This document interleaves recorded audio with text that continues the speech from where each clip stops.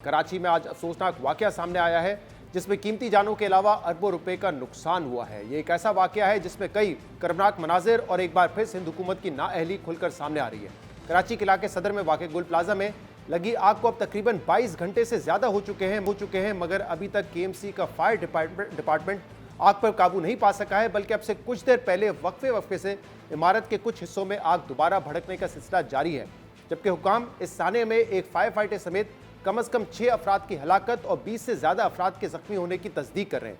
ताहम अभी तक इदारों को इस बात का इल्म नहीं है कि एग्जैक्टली कितने लोग गुल प्लाजा के अंदर फंसे हुए हैं और उनमें से कितने जिंदा हैं या कितने जाबाक हो चुके हैं। जबकि DIG साउथ का कहना है कि अब तक 38 अफराद के लापता होने की इत्तलात रिपोर्ट हुई हैं। गुल प्लाजा के दुकानदारों और ज़िले इंतजामिया के मुताबिक तकरीबन 2 एकड़ पर मुहित गुल प्लाजा में 1200 से ज़्यादा दुकानें हैं और इनमें प्लास्टिक, फोम, कपड़ा, कालीन और परफ्यूम समेत दीगर ऐसे सामानों की दुकानें मौजूद हैं जो जल्दी आग पकड़ने की सलाहियत रखते हैं। इब्तदाई तहकीकात के मुताबिक कल रात तकरीबन 10:15 बजे प्लाजा के ग्राउंड फ्लोर पर मसनूई फूलों की दुकान से आग फैलना शुरू हुई और कुछ ही वक्त में तेजी से तीसरी मंजिल तक फैल गई। फायर ब्रिगेड हुकाम का कहना है कि आग बुझाने के लिए 20 फायर टेंडर्स और 4 स्नॉकल्स इस्तेमाल किए जा रहे हैं, जबकि पाक बहरिया के फायर टेंडर भी ऑपरेशन में शामिल हो गए हैं। मगर शदीद तपिश और गहरे धुएं की वजह से तकरीबन 20 घंटे बाद भी फायर फाइटर्स इमारत के अंदर दाखिल नहीं हो सके हैं। गुल प्लाजा में आग लगने की असल वजह क्या है, इस हवाले से DIG साउथ का कहना है कि आग लगने की असल वजह कूलिंग के बाद तहकीकात में सामने आएगी। DIG साउथ का दावा है कि गुल प्लाजा में तीसरे दर्जे की आग पर 60 से 70% तक काबू पा लिया गया है, जबकि आग के बायस प्लाजा का एक हिस्सा गिर गया है और रात से अब तक 6 लाशें निकाली जा चुकी हैं, जिनकी शनाख्त के बाद उनको उनके वर्सा के हवाले कर दिया गया है। साने गुल प्लाजा में मुतासरीन की दर्दनाक कहानियां भी सामने आ रही है। इस साने में जहां बाक होने वाला रेलवे कॉलोनी का रिहायशी नौजवान आमिर भी था, जो ग्राउंड फ्लोर पर फोटो फ्रेम की दुकान में काम करता था।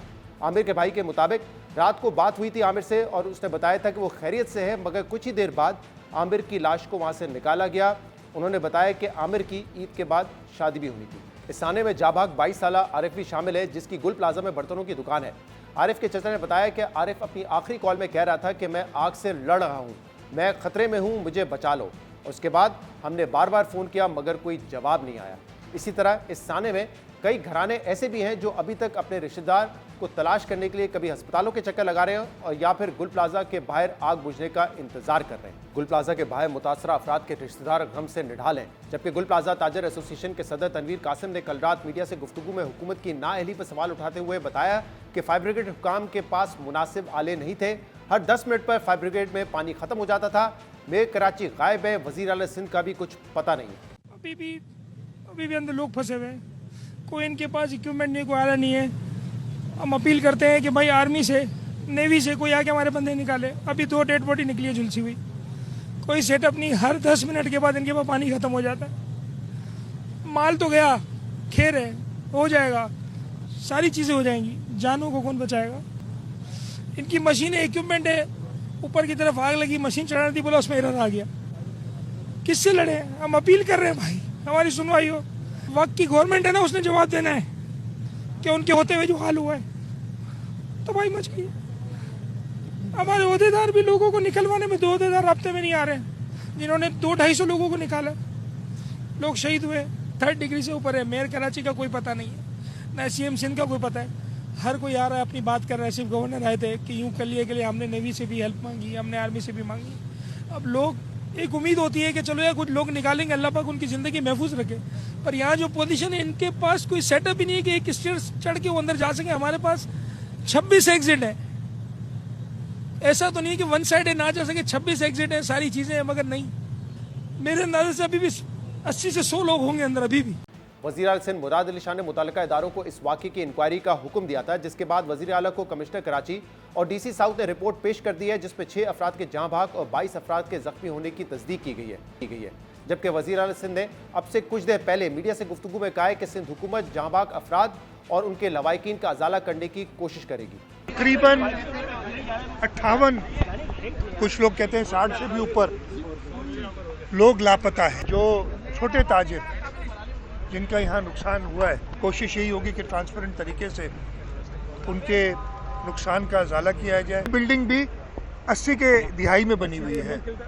उस वक्त से जब ये निज़ाम ऐसा लाया गया था उसके बाद जो इसके अंदर डिटोरेशन हुई, और मैं ये एडमिट करता हूँ कि हम नहीं संभाल सके उसको, उस डिटोरेशन को, कि बग़ैर किसी स्टडी किए हुए कई मंजिला इमारतों की इजाज़त दी गई।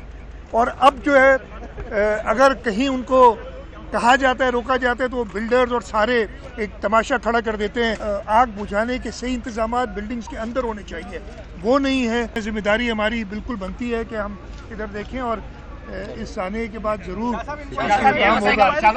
मुराद अली शाह लोगों के नुकसानात का अजाला करने की बात कर रहे थे, जबकि जियो न्यूज़ से गुफ्तगू में वज़ीर इत्तेहाद सिंध शजील इनाम मेमन ने कहा कि गुल प्लाजा में लगी आग में कोताही सामने आई तो जिम्मेदारान के खिलाफ सख्त कार्रवाई की जाएगी। मगर ताजिर रहनुमा और शहरी इस वाक़े का जिम्मेदार केएमसी और सिंध हुकूमत को करार दे रहे हैं, क्योंकि कराची में फायर डिपार्टमेंट केएमसी यानी मेयर कराची के मातहत है, जबकि इमारतों में फायर सेफ्टी मैकेनिज्म की जांच पड़ताल करने वाला सिविल डिफेंस का महकमा और इमारतों को क्लियरेंस देने वाला महकमा यानी Sindh Building Control Authority Sindh हुकूमत के मातहत है। और वज़ीर आला सिंध ये कहते हैं कि आइंदा ऐसे वाक़यात से बचाव के लिए हिफाजती इक़दामात मज़ीद बेहतर बनाएंगे। मगर अलमिया ये है कि इसी किस्म के बयानात पिछले कई सालों से हमें 2023 में कराची के एक शॉपिंग मॉल में आग लगने के वाक़े के बाद मेयर कराची मुर्तज़ा वहाब ने दावा किया था कि वो कराची की कमर्शियल इमारतों का सेफ्टी ऑडिट करवाएंगे, और जिस इमारत में फायर सेफ्टी मैकेनिज्म ना हुआ तो ऐसी इमारत को किसी सूरत नहीं चलने दिया जाएगा। ये बात आपकी बिल्कुल दुरुस्त है कि इसके अंदर बड़ा जामे और मुफस्सिल काम होने की ज़रूरत है। जब पिछला राशिद मिनाज रोड का बदकिस्मत वाक़या हुआ था, उसके फौरी बाद मैंने अहकामात जारी किए थे कि कराची में हम स्टार्ट करेंगे पहले फेज़ में आई चंद्रीगढ़ रोड, तारिक रोड, शारे फैसल और शारे कायदीन पे जो इमारतें हैं उसका फायर सेफ्टी ऑडिट होगा और चेक किया जाएगा क्या उन इमारतों के अंदर फायर सेफ्टी के मैकेनिज्म मौजूद हैं और क्या उसके अंदर इमरजेंसी एग्जिट्स मौजूद हैं या नहीं। वो प्रोसेस इस वक्त ऑनगोइंग है। फायर सेफ्टी ऑडिट हमने स्टार्ट कर दिया है। जिन जिन बिल्डिंग्स के अंदर वो फायर सेफ्टी मैकेनिज्म नहीं होगा, फायर एग्जिट नहीं होगा, वो मेरे शहर में नहीं चल सकती। अगर इस बिल्डिंग के अंदर फायर सेफ्टी एग्जिट होता, जो कि मैंने उसके नक्शे में देखा है कि फायर सेफ्टी एग्जिट का निशान है उसके अंदर, लेकिन गालिबन नहीं था वो।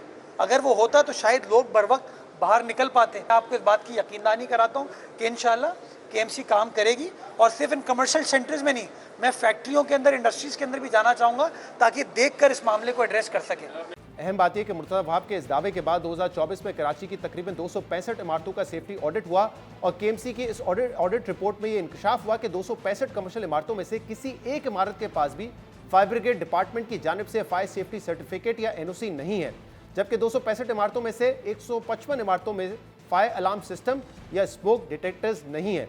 इसी तरह पिछले साल अक्टूबर में नेशनल फायर सेफ्टी कॉन्फ्रेंस में कराची के chief fire officer Mohammad Humayun ने बताया कि कराची भर में सिर्फ 28 फायर स्टेशन हैं, जबकि दरअसल यहाँ पर 200 फायर स्टेशन होनी चाहिए।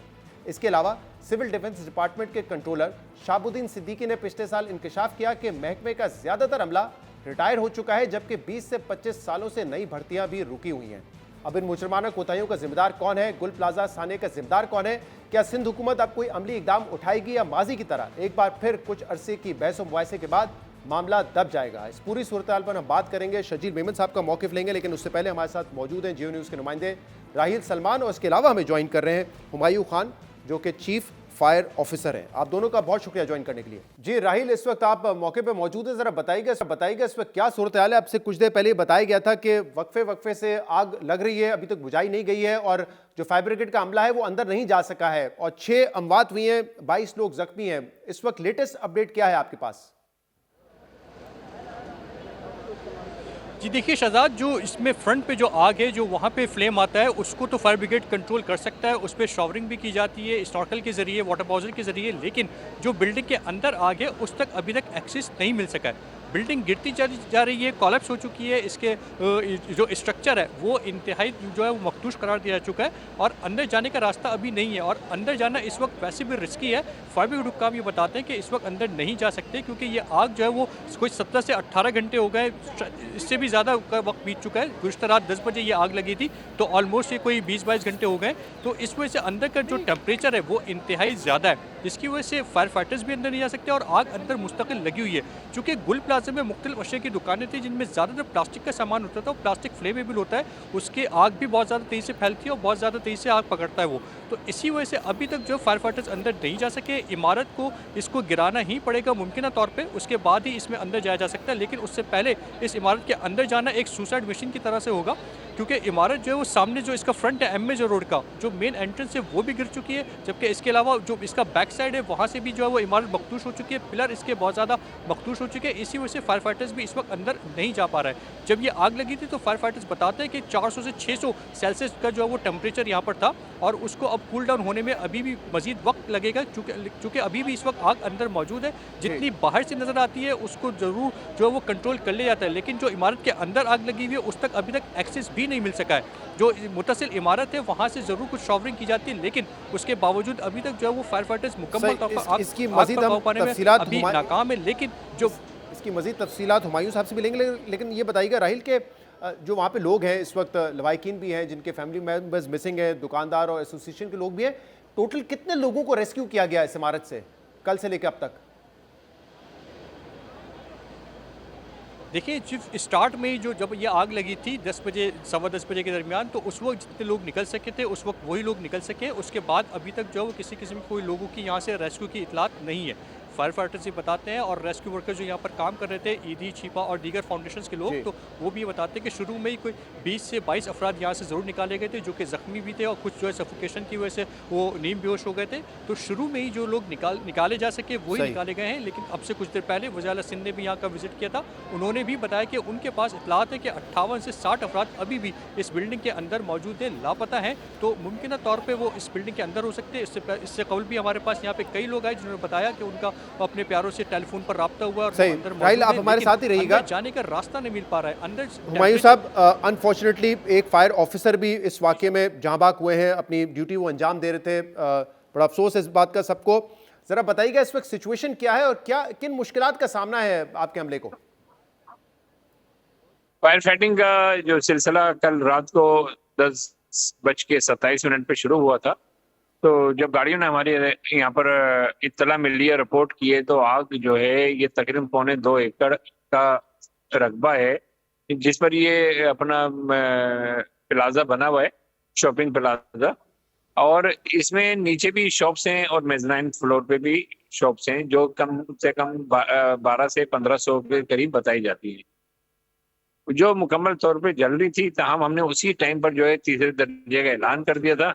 हमारे शहर से जो है मुख्तलिफ स्टेशनों से गाड़ियां यहाँ पर रिपोर्ट की, जिसमें 12 फायर टेंडर थे, 1 बाउजर, 3 स्नार्कल। तो क्योंकि शॉपिंग सेंटर कभी आपका विजिट हुआ होगा तो जो बाहर की दुकानें होती हैं उनके चेहरे बाहर की जानिब होते हैं और जो अंदर की दुकानें होती हैं उनके चेहरे अंदर की जानिब होते हैं।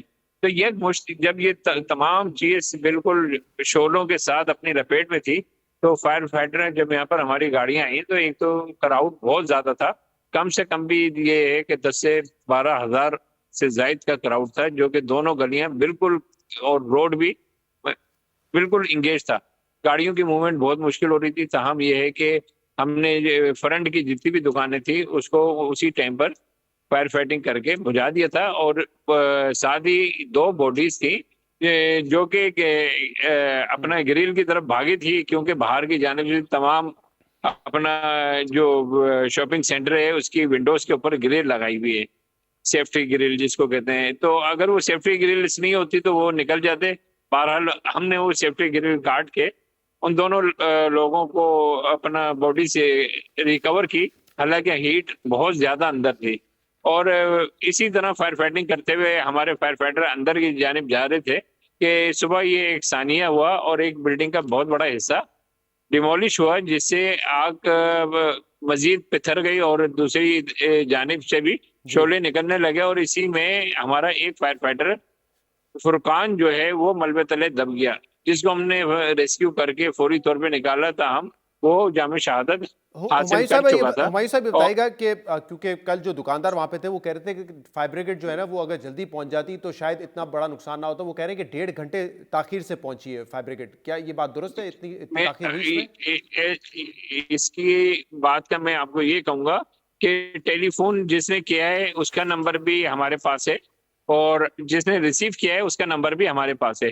10:18 पे कॉल की गई थी जी। और हमारी गाड़ी ये समझें कि यहाँ पर 10:35 पे पहुंची थी, लेकिन इस पे यहाँ मैंने जैसे पहले जिक्र किया क्राउड बहुत ज्यादा था, तो वो गाड़ी जो जिस तरीके से डिप्लाई होनी थी हो नहीं पाई, क्योंकि हर दुकानदार की ये ख्वाहिश थी कि सबसे पहले मेरी दुकान की आग बुझा दी जाए।